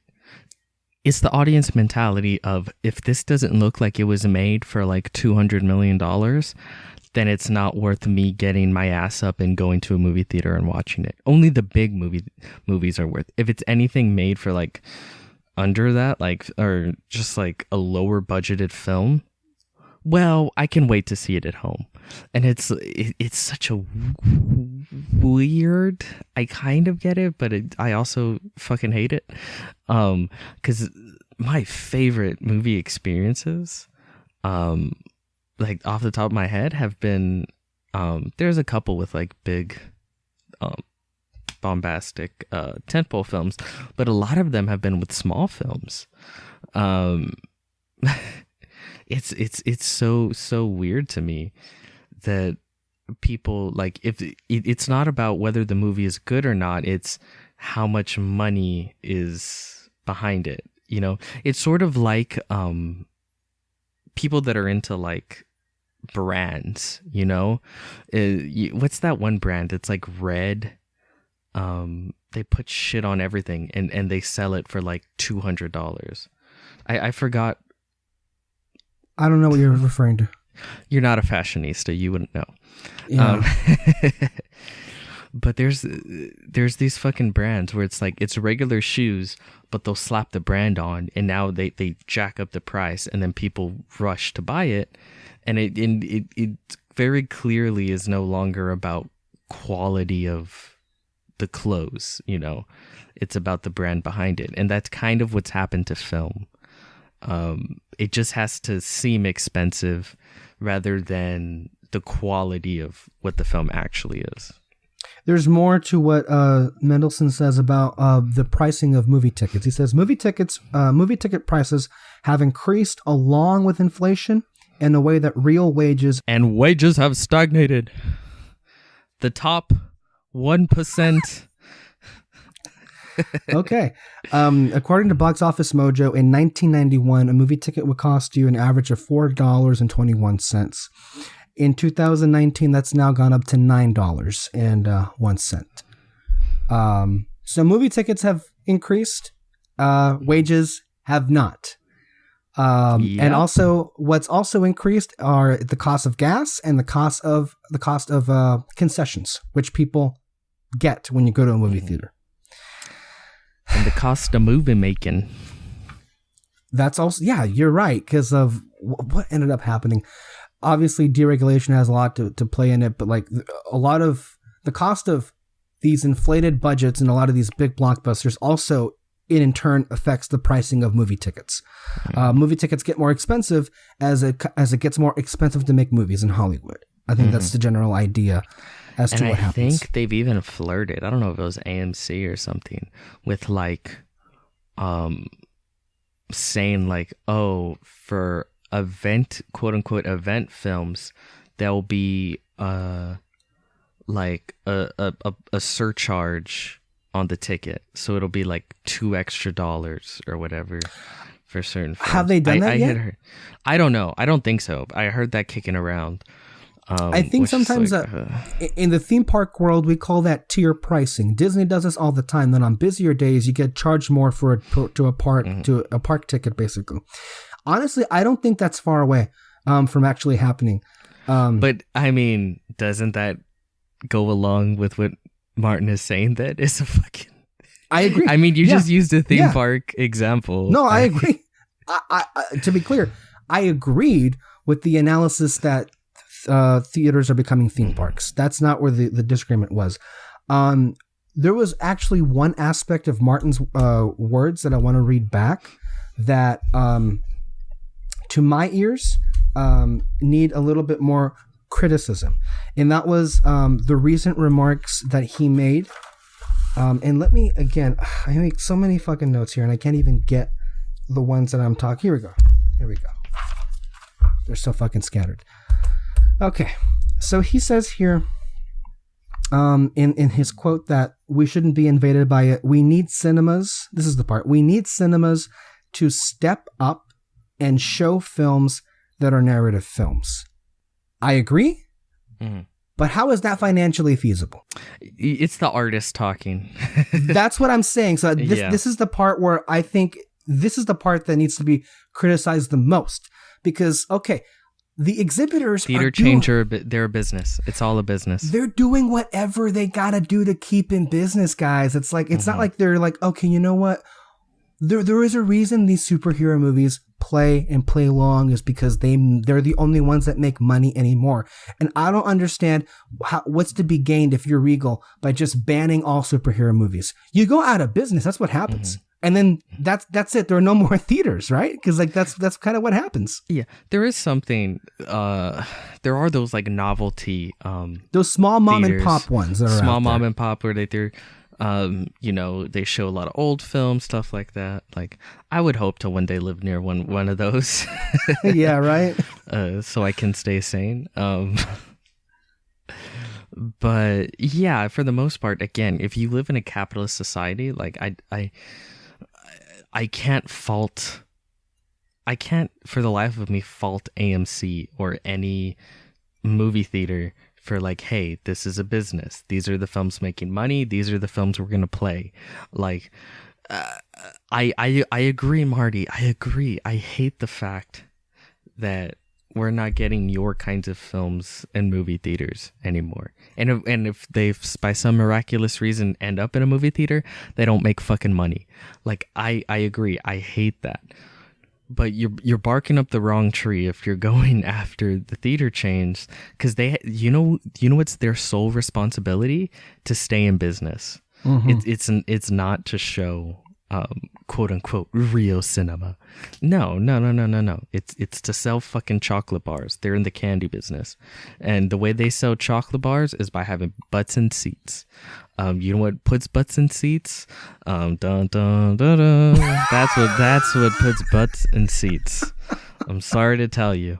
And again, people hate attacking the audience because it does seem like bitter. It makes you seem bitter, and it makes you seem like you think you're better than people. But it's like, if you have an issue with the way things are, this is audience choice. I would actually not necessarily. I mean, obviously I do blame the audience, but I would go and say that it's actually the U.S. government's fault. I think that's barking up the right tree right there. If we can just hold on for a second, because okay, I agree. It's out of the question to blame exhibitors. They're doing what they can to stay in business. Now, what about? And you'd think that he'd know this because the exhibitors didn't turn Marty down. It was the studios that turned Marty down with this movie. So you'd think that the anger would be directed at them, not so much the cinemas. What do you think about the... Okay, but I mean, again, if you're Warner Brothers or Fox, when Fox existed, okay, Marty, well, that's the issue right there. Yeah, Fox don't exist no more. I'll get to that right now. That's the main thing. But I just want to. I don't want to let this go. It's like, okay, if you're Warner Brothers and you're like, okay, Marty, you want $175 million, $145 million for your movie. Okay, you want expensive de-aging technology. Okay, you want it to be 3 hours. Oh, okay. No, it's not going to make any money. People are not going to go see the movie. Simple math. Here's the last 5 films you've released. Here's their total box office. See how their total box office still does not cover the budget that you want for this film. You see how there's a decline in box office over your films in the past decade. Like, no, it's not. Yeah, it's not gonna happen. It's not gonna happen. So who's at fault here is the U.S. government. Peter, please enlighten us. Okay. Like all things, you gotta start out by saying fuck Reagan, because I mean, fuck that guy. Back in, I don't know, what is it, the 80s? When was he president? The 1980s was the era of deregulation. As I've said before on this show, for anybody who has gone to a film class, Ronald Reagan and his ideology of deregulating everything is what happened, he broke. This is the era in which the movie studios were bought up by major conglomerates that specialized in telemarketing more than anything. They had nothing to do with movies. And what happened is all these guys, Fox, NBC, all these people were bought out by these major multi-billion-dollar corporations. Basically, is what happened. Yeah, and that's where the trouble started. But it continues to this day when Disney bought the rights to Star Wars, bought the rights to Marvel, and then bought all of Fox, which especially Fox shouldn't have happened. See, that's where the issue comes in. It's like, it's one thing if Disney is just making the better films, right? If they're just making the better films, it's hard to be like, well, I mean, sorry, like they're making better films than everyone. That's one thing, but they weren't. In fact, Disney was failing pretty fucking hard at their live action. So what did they do? They bought up all of the competition. Really, before this all happened, all they had going was Pixar, which is the first thing they bought. Yeah, they bought Pixar. Then they bought Marvel. Oh, no, wait. It was Marvel. Yeah, they bought Marvel. Yeah. And then they bought Star Wars. And then they bought Fox. And it's like, they're not the ones doing a good job, however you feel. The fact is, these are the films making all the money. It's not that they themselves created great films and then they rose to success. It's that they had the money and they bought everything else, bought out all the competition, and now they're a fucking monopoly. Even if you're a big old capitalist, monopolies should scare the fuck out of you, because the good thing about capitalism is the competition, especially in the arts, like film. That's the first to go. The arts are always the first to go. Oh, yeah. But healthy competition, I think, is really good when it comes to filmmaking. Can I just say, I feel that if you're a capitalist and you believe in capitalism, then you believe in the notion of competition, and you believe in the existence of competition. And if competition is eliminated... Monopolies destroy that. Right. Monopolies destroy that. And if competition is eliminated, how is that still capitalism? It's no... You see what I'm saying here, guys? It's like, if capitalism in its truest form inevitably leads to oligarchy is not capitalism. You need to set rules, you need to set boundaries to allow constant competition. That's how we get our biggest success and our best products. But when one person is able to just buy up everyone else, competition stagnates, draws to a halt. There's no more reason to try. And then you get fucking 50 Marvel films, half of them or which just copy and pasted. It's like they were put through a Marvel printer. This is what happens. This is what happens. So if you're going to blame anyone, blame that. Don't, because it's like, okay, I can blame the audience, but I don't blame a lady who, you know, is barely living paycheck to paycheck, which, by the way, most people do in this country, going to get their food from Walmart instead of, you know, a local grocery store where they're more expensive because, hey, she's got to survive, you know?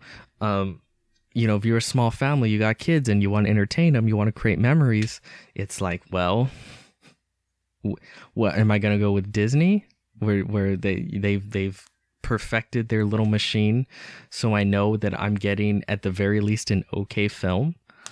Or am I going to take a chance on some weird different, it may even be a fantastic film, I don't know, the tickets are so expensive, I can't take that chance, so I'm just going to go with the same shit over and over and over again.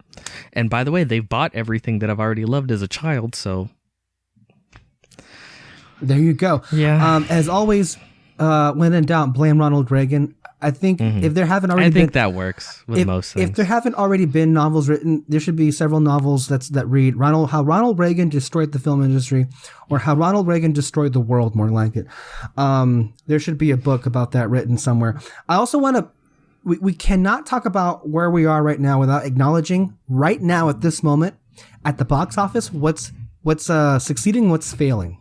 You have a intellectual property mid-budget film in Joker, which is a DC property, a comic book movie on the surface, as a mid-range budget of $55 to $70 million.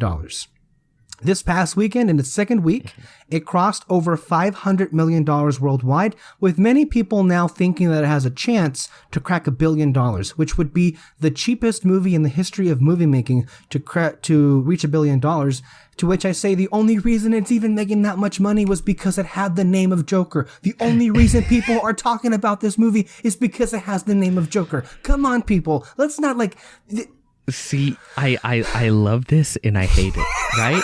Because right. a 50 million mid-budget character study drama reaching $1 billion in 2019, that's fucking great. That's a miracle. You know, it's a miracle. I should be jumping up and applauding it. But then I'm pissed off because I know the only reason it's being celebrated at the box office is because it's about the Joker. It's a DC. If it was the same fucking film, but not called Joker, called Crazy Clown Man, no one would give a fuck. We would be watching it bomb right now alongside Gemini Man. We 100% would. And so then, because before I was content in the idea of like, well, you know, people need to watch the films that make them happy, and it seems like, you know, they're very happy with their Marvel and their Star Wars, and, you know, their big DC extravaganza films, and they're not happy with these smaller character study films, more experimental film, you know, the more artsy films. They're not happy with those, so like, okay, it's understandable that they wouldn't make as much money. But no, it seems like audiences do love these films. You just got to put a fucking comic book logo on the front of it, and then they'll go see it, which that just kind of annoys me. Then it's like, well, then there's so much better film out there, go watch it. It's infuriating, and especially we should note that that's kind of the reason how Todd Phillips sold the movie and how he was able to sell Joaquin Phoenix into doing this movie. It's like, let's sneak a real movie. Fuck you guys for making Todd Phillips right. That's the biggest crime of all. Yeah, it's terrible.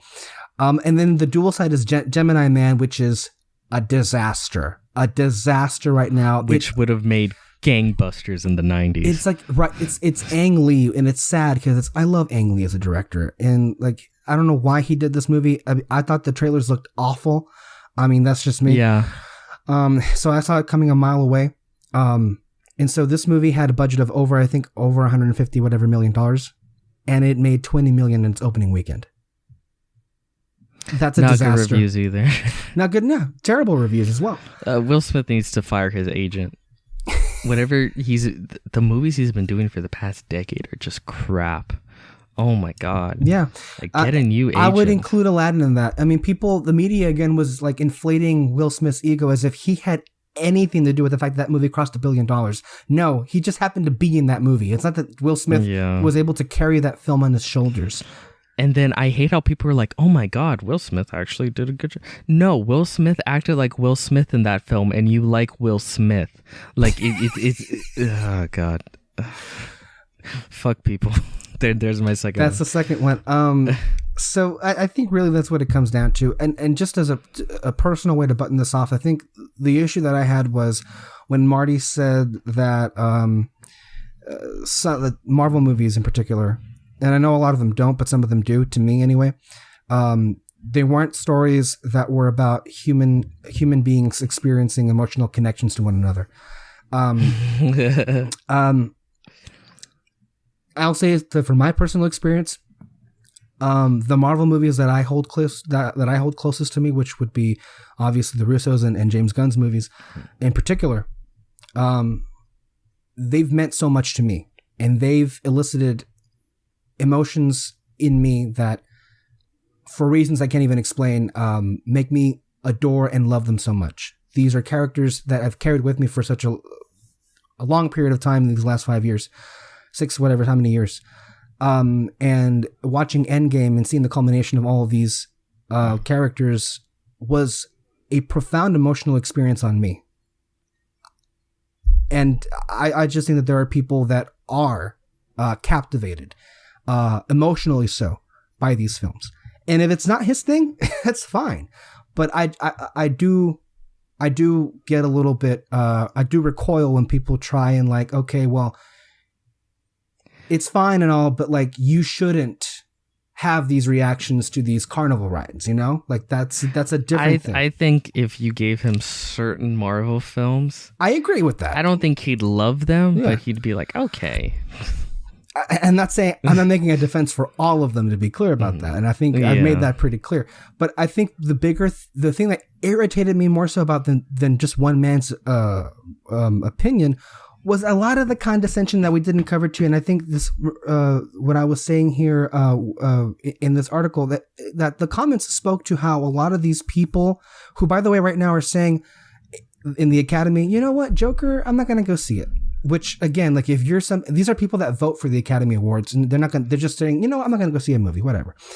I think it speaks to their mentality as a whole. And I think that is destructive. If you're trying to really celebrate cinema and celebrate art. And I can't stand that so many of these people in the elite, in the establishment, just dismiss that as a whole. And I've said so repeatedly that they're threatened by it. But when you have these people say that there's no difference between Endgame and Men in Black 4, and that they have an increasingly compelling sense that these things are not movies. And then the other one was a fucking doozy when he was saying that, we're supposed to respect these things now. It's not enough that they're making all the money at the box office at the expense of other movies. Like they're a factory product and they're not legitimate art. I think that's true of some movies, of a lot of movies, and maybe a lot of Marvel movies.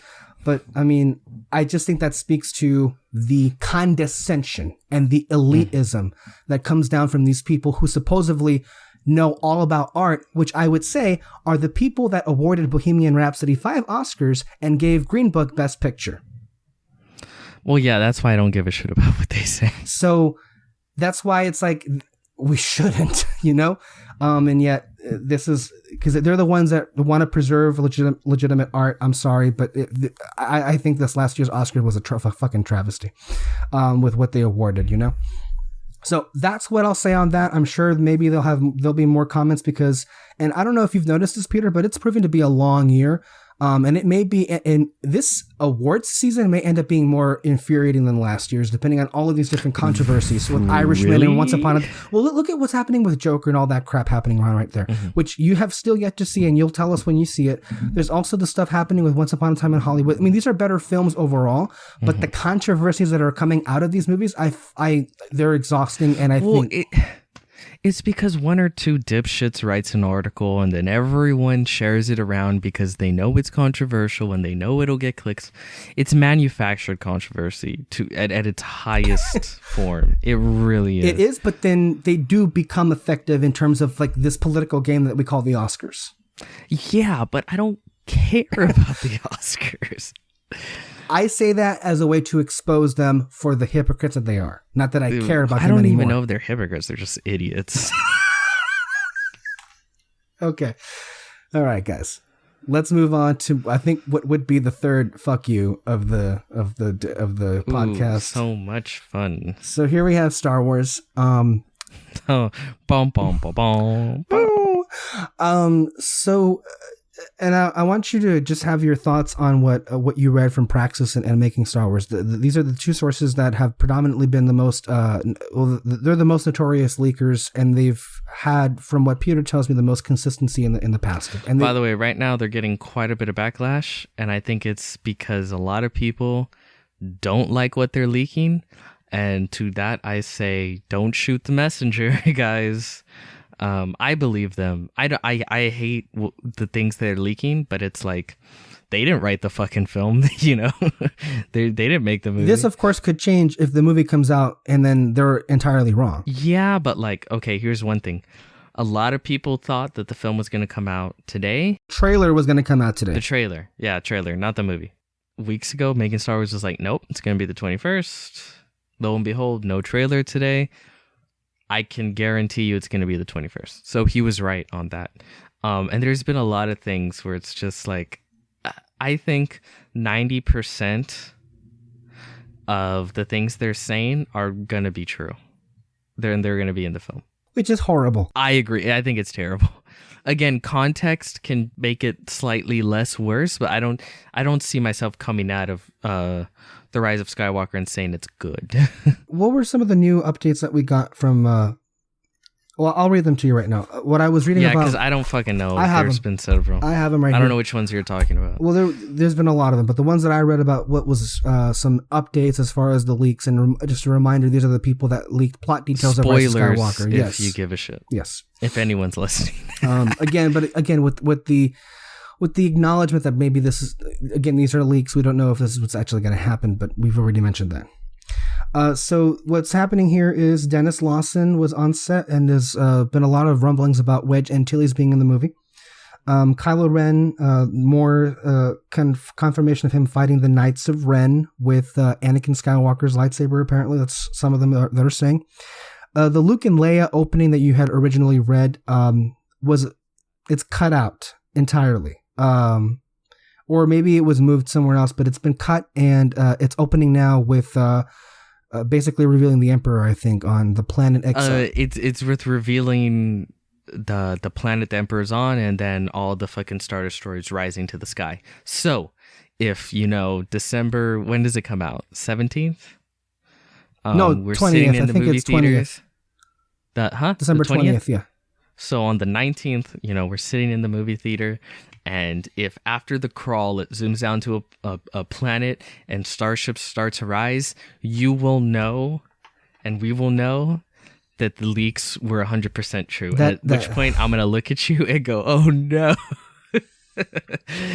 And then it's just like, okay, we're in for a ride. I'm terrified. I'm terrified of that experience.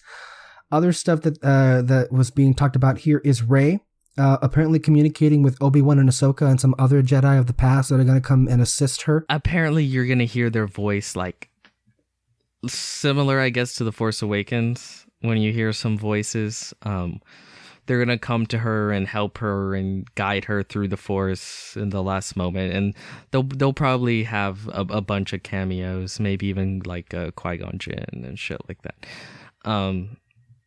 Yeah, I mean, this is one where it's like, it's better than them showing up in fucking Force Ghosts. I would rather have this.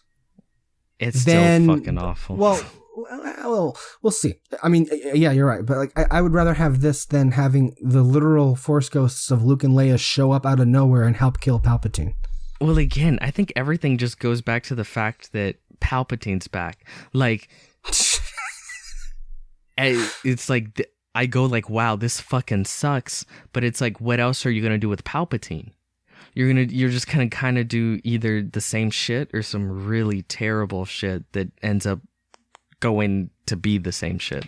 Like, it's Palpatine as a character is extremely limited. Like, there's nothing really to do with him. So maybe don't bring back fucking Palpatine. You were telling me that you were reading some stuff that apparently what this movie is going to reveal is that Leia and Luke knew that Rey was a Palpatine all along. Oh, yeah. They knew Rey was a Palpatine, and that's why Luke was hesitant to train her. Oh, God. Yeah, I'm going to say that doesn't work. At all. At all. This is, God damn it, this is why I hate JJ as a writer so fucking much. Like, he can never let the conflicts be emotional. They always have to be strictly story reasons. You know, it can't be that Luke is struggling with his own demons and that's why he doesn't. It has to be a story reason for why he won't train her. You know, it can't be that you know, there's something symbolic about Rey not having parents. There has to be a story reason why she's important, and we need to connect it. You know, God I want to just also add in another nugget here about where he ended Force Awakens and Luke being on that island. Mm-hmm. JJ never had a reason for why Luke was there. He told Rian, "You come up with one." Mm-hmm. That's what happened, guys. There wasn't a fucking plan. I'm like... No, there wasn't. I don't know how... He just thought it would be cool. I don't know how much clearer it has to be made, you know? When they shot that scene, Luke had already read the script for The Last Jedi. Oh, okay. Not Luke, Mark Hamill. Right. And I 100% know that because back when I saw The Force Awakens, I don't know what people were smoking, but... like, when I saw his face, it was like disappointment. It was sadness. It was like, oh no. Like, I read that on Mark Hamill's face. I thought we all did, you know? Like, what?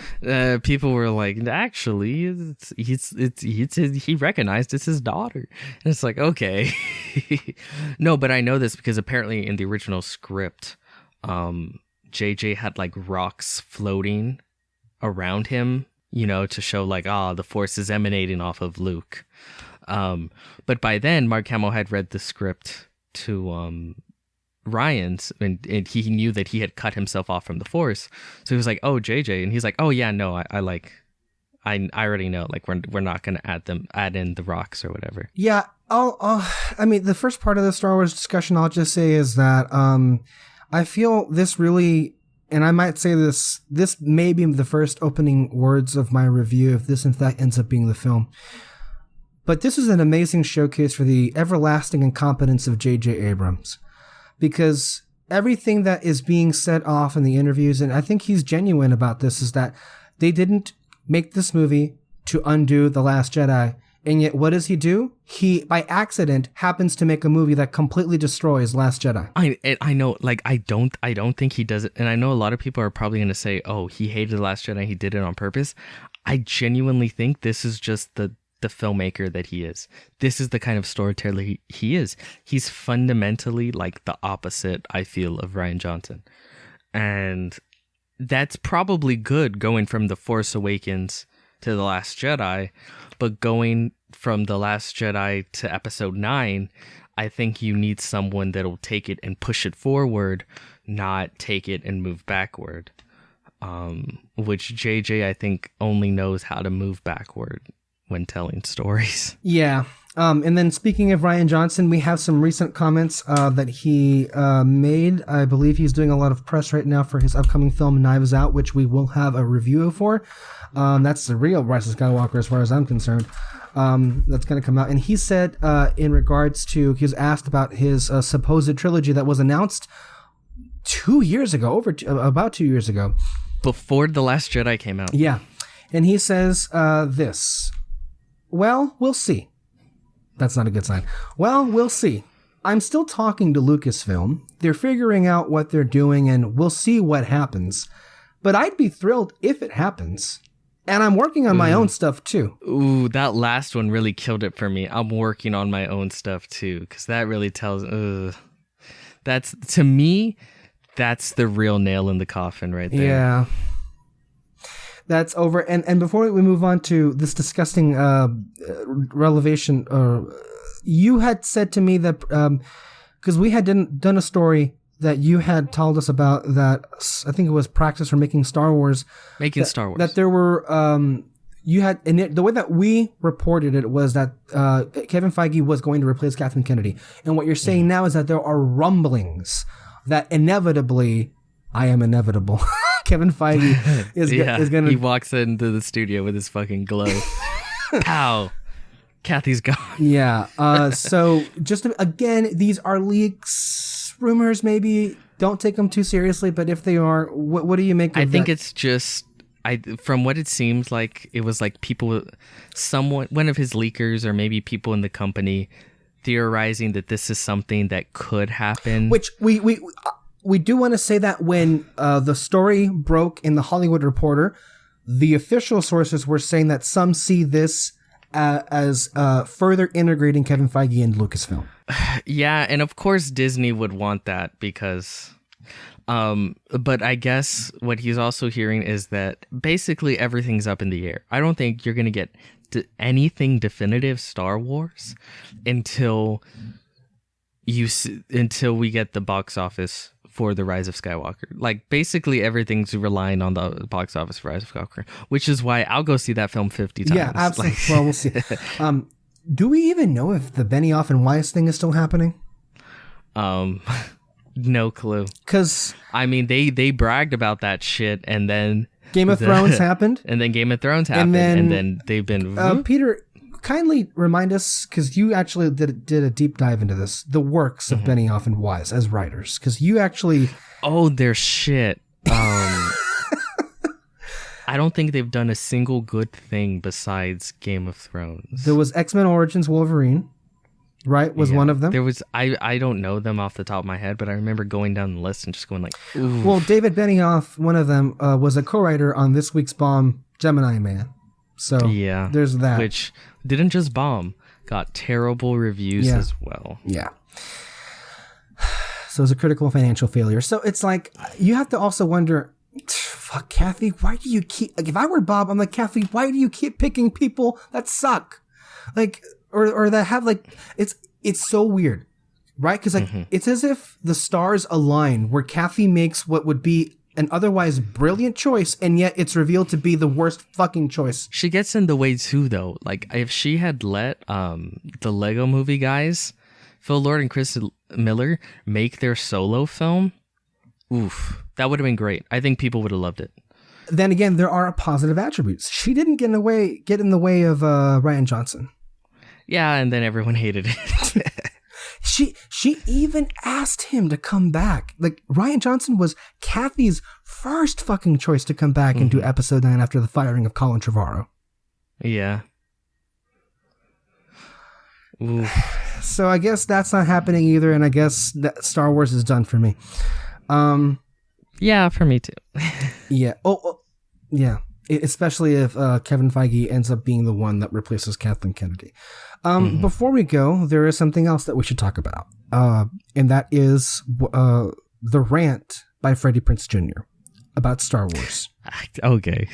And for those not aware, Freddie Prinze Jr. played Kanan Jarrus on Peter's favorite show of all time, Star Wars Rebels. I say sarcastically.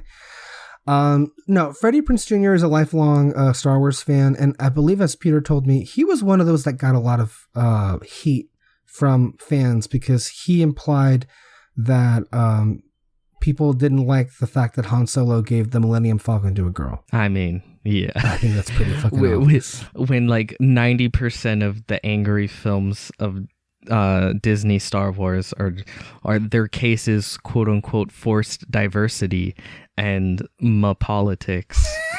I don't know how you can argue with that. So these are his comments, okay, guys? This will be the last thing I read off. Oh, God, that's like 50 million words. I did a Star Wars cartoon, so even I get hate from Star Wars fans. When I'm like, look, dog, you just mad that the franchise isn't aging with you. But that ain't how it works. The first one was for fucking kids. The second 3 were for fucking kids. And this one is for kids.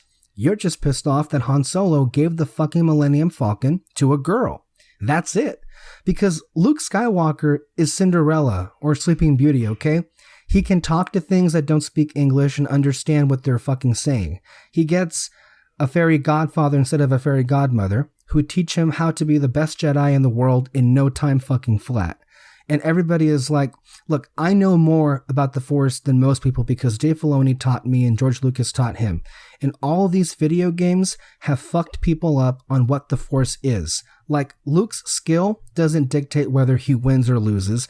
The Emperor doesn't dictate on whether he wins or loses. The Force dictates who wins or loses based on balance.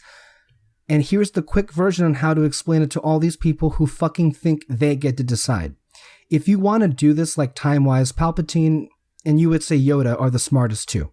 Palpatine clearly smarter because Yoda was blind to the power of the dark side and the seduction of Anakin. So let's talk about the seduction of Anakin fucking Skywalker for a second.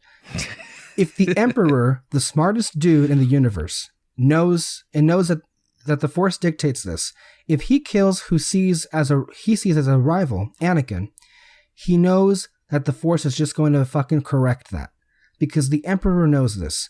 These are George Lucas's words, not mine. So fuck you if you disagree with me. Straight up, this is information, not affirmation time. So the Emperor knows that. So instead of killing Anakin, what does he do? He seduces Anakin to double the strength of the dark side. So then what does the Force do? It balances us. How? It gives us twins, Luke and Leia. 2 and fucking 2. Balance. And if you look at the movies through just that simple perspective, you will not only know why every single bad guy loses, you know who's going to win or lose in the next fucking movies. I can tell you, I just don't want to wreck it. People bitch about the dumbest shit. Like, it's archetype characters. This is George Lucas's words. There is no Jack Bauer in Star Wars. That character doesn't exist. It's not Han Solo. Han Solo is a reluctant hero, okay? He is the reluctant hero. He's an archetype. Darth Maul, who everybody wants to win and is everyone's favorite because he looks sick and he's great in the video games. Fuck you guys. He's Sisyphus. He is born to fail. Learn your Greek mythology. Like, I don't know, George fucking Lucas did. He's cursed to roll a boulder up a hill only to have it roll to the bottom again every single time for eternity. That is Darth Maul's quest. He's in on the joke, you guys. He knows it. He's just cursed to live that life. Again, not my opinion, George Lucas's. So go fuck yourself if you disagree. You don't get to level up in Star Wars world. That's a fucking video game. There's no such thing as a gray Jedi. Qui-Gon even says, I turn towards the light because it's there. There's no gray. That's pretend fan fiction shit, which is cool, but don't try to canonize it because it doesn't work. And I'm never going to buy it ever. Star Wars is for fucking kids. Sorry. I do. Okay. He was a bit rambly. Yeah. But as someone who rambles, I respect that a lot.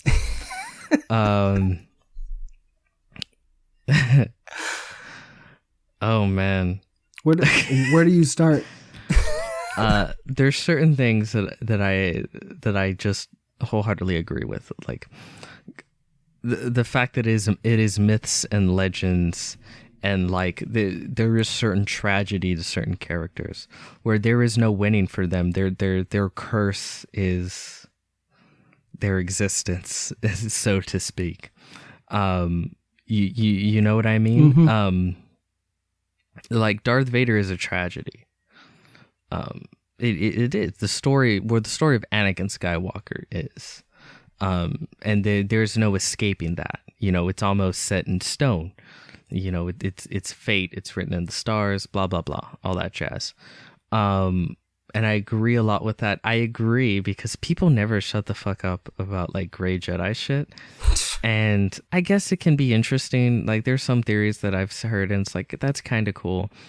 But for the most part, people seem like real obsessed with it.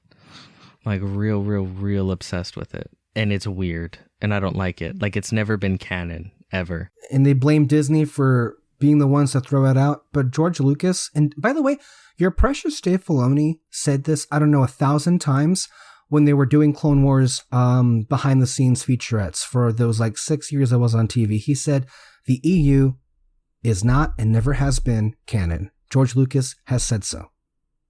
Okay, guys? You know, Dave Filoni was nice enough to make a lot of EU shit canon. But then a lot of it they changed along the way, like with Darth Maul. Mm-hmm. They have cool like robot legs they had from a comic story in which Obi-Wan fought Maul again. It was an EU story, and they took that look and put it to them bringing back. Yes, I know The Shining's almost over. I've been watching The Shining behind Alexis this entire time. So yeah, and then also, again, I'm not sure under which context he's saying this, but him saying it's for fucking kids. Like, yeah, I don't know the context, but I agree. I've seen it several times, and I think he's basically saying what you say, in that is Star Wars is for kids. Like when George Lucas says Star Wars is for 12-year-olds. Yeah. I think that's the context. When I say that, it's because it pisses me off that people they try to treat it like it's more than that. And it's like, it doesn't make it any less important to you if it's for kids. And I think people feel like it's less important if it's for kids. And it's like, well, no, there's so much shit that's for kids that I would not deem any less important. But then also it shapes what they want from a Star Wars film. So they view Rogue One as like, this is my Star Wars. And it's like, well, that Star Wars never existed. It's just that you're older now. So now you want darker, grittier, real war type stuff. But you also still have a love for Star Wars, although I don't. So you try and mix the two. And it's like, that's like, I see people asking like for R-rated content of Star Wars. And it's like, at that point, is it even Star Wars anymore? Like, what do you think Star Wars is if that's what you're asking from it? I see, now I'm rambling. Well, I mean, that's what we do. But we should note that this particular rant, from what I understand, was not in a defense of Last Jedi. No, it had nothing to do with this is just a critique of Star Wars fans in general, to which I wholeheartedly agree with him. And I think it's a deep cut nerd. Yeah, it's a rant. It's a rant. I mean, that's what I am, so I appreciate that, for a change. Mm-hmm. But I think the most potent thing that he said in those comments were, "You're just mad that it didn't age with you." Yeah, that's what oh my God, I agree wholeheartedly. And I think that does go to the whole gray thing. It's like where you're older and you're like, you feel like the world's more gray, you feel the world's darker, grittier, and so that's what you want from your Star Wars. But it's like, well, no, Star Wars was never that. Star Wars fought against that. Star Wars was never completely black and white. Star Wars always had layers. But it was never gray either. Even like whenever people talk about like how dark Empire was, I'm not gonna lie, because I'm a prequel kid, so I grew up with the prequels, and then I didn't watch really like watch and really get into the originals until I was a little bit older. And like whenever people talk, and then I'd hear people talk about like, oh yeah, Empire, that was the dark one. That was the one where it's like, this isn't your dad's Star Wars anymore. And it's like, really? Go back and watch. It's not that dark. It's really not. It's also not that gray. In the way that people try and make it to seem. The still clear representations of light and dark are still very much there. So yeah, I really do. But as a kid, 4 or 5 after you saw Star Wars, I'm sure Empire feels that way. But the fact that so many adults still talk about it in that way tells me like, yeah, they want Star Wars to grow with them. and it hasn't, and maybe that's just why they're never gonna like another Star Wars movie ever again. No, I think they'll like it, but it won't be Star Wars. Not to sound elitist, like I decide what Star Wars is, but like the people, like a lot of these fans love Rogue One. They love Rogue One, and to me, Rogue One, in spirit, from what it was trying to say, I think it's somewhat like the originals, but even then, not really, because The originals were about like, happy, fun, zap, bang. No, if you want a movie that's in adventures. spirit to the originals, it's The Force Awakens. That's what that movie was made. But that's why it was made, and that's what it was trying to evoke. I wouldn't say that either. Well, I think that's a better example than Rogue One. I think Rogue One is something I would say else. the one that best represented it was The Last No, Jedi. I agree with you. But I think you think that they'd understand that with Force Awakens. For people that don't like Last Jedi, you think they'd understand that with Force Awakens, not Rogue One. But again, that's a different issue. But they like it because it's darker and grittier and people die. Yeah, that's why I banned the word gritty on this show. Because that was banned like 50 episodes ago. Yeah. But yeah, and I hear people talk about The Mandalorian like, yeah, that's my shit. That's real Star Wars. And it's like, I can agree that it looks cool, but to me, I kind of have to disconnect it from being Star Wars in a sense. Like, it's still Star Wars, but it's not like classic Star Wars. Like, it's entirely different thing. Like, I don't know what people were what are they watching when they seen the originals and they view it as like this dark, gritty science fiction action film. I don't know because that's from the way I hear people talk about Star Wars, that's kind of what it seems they're watching, and I'm kind of watching the opposite. It's also striking here, Freddie Prinze particularly called out video games. Well, yeah, because well, I think in what he was trying to say is that characters'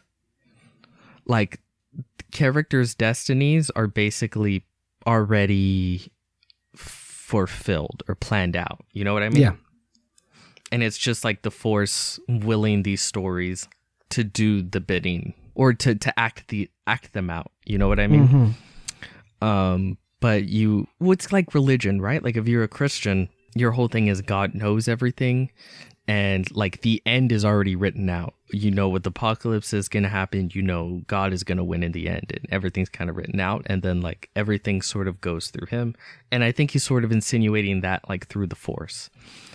And then pushing back on people trying to say like, well, if I do 400 Force push-ups, I'll be the strongest Force user ever.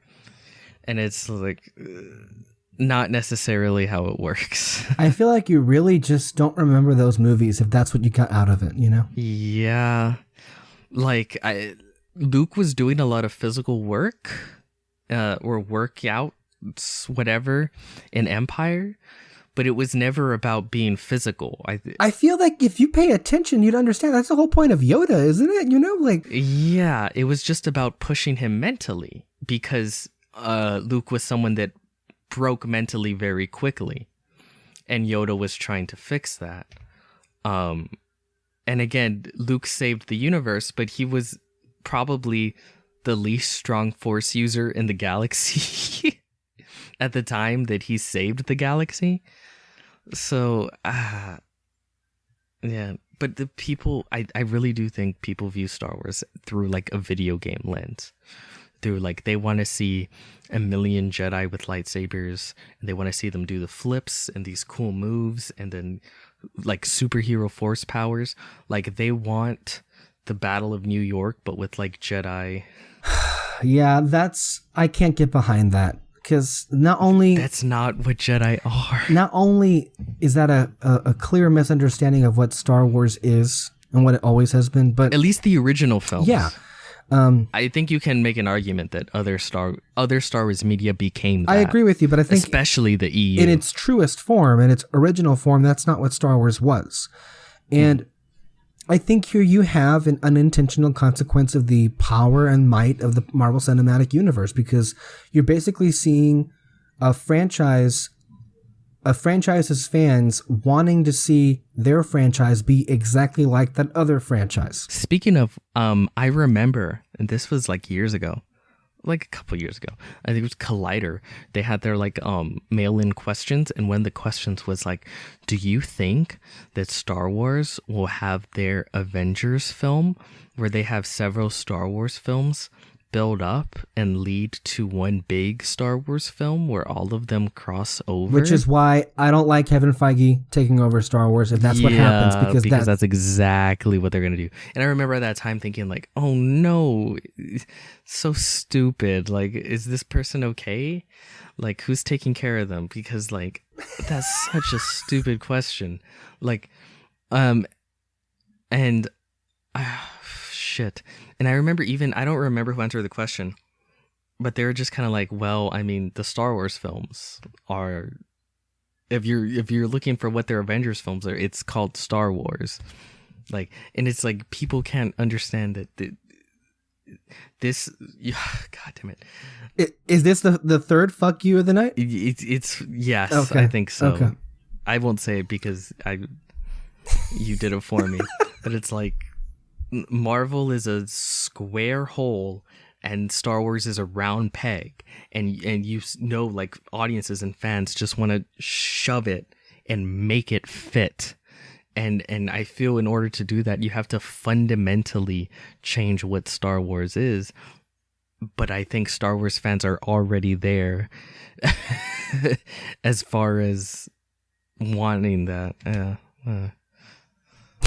I hate it. Yeah, that's wonderful. Okay, that's it for today's show. Before we close, I want to. We've officially ended our audio commentary of The Shining. Have we? Is it over? Oh, yeah, The Shining. Basically. The Shining has been playing behind me this entire time of the recording of this podcast, so it's literally in its closing scenes. But it's a good thing you bring that up because I was about to mention it. I guess for a theme, if you will, we're gonna have a podcast out that'll cover a little bit of a Halloween theme. We're gonna do a show on The Shining. I just recently saw it. I'm fucking obsessed with it. I need to talk about this movie. Peter loves it as well, so watch out for an episode featuring The Shining coming out to you in the near future, which of course will pair lovely with our inevitable review of Dr. Sleep, which is the sequel. I think comes out November 8th. That's by shit, I forgot his name. I have it right now on that Flanagan. Flanagan, Mike Flanagan. I think it's Mike Flanagan. Mike Flanagan, yes, who did the absolutely fantastic Haunting of Hill House? Haunting of Hill House on Netflix, which you did not watch. Fuck you. It's okay. Just throwing it out there. Okay, as long as you know. Yeah. So, stay tuned for those episodes and more, as well as our Scorsese features as they come out. Until next time, thank you all for listening. You can catch our podcast every single Sunday on Apple Podcasts, Spotify, wherever you listen to podcasts. And until next time, see you under the spotlight and bye-bye.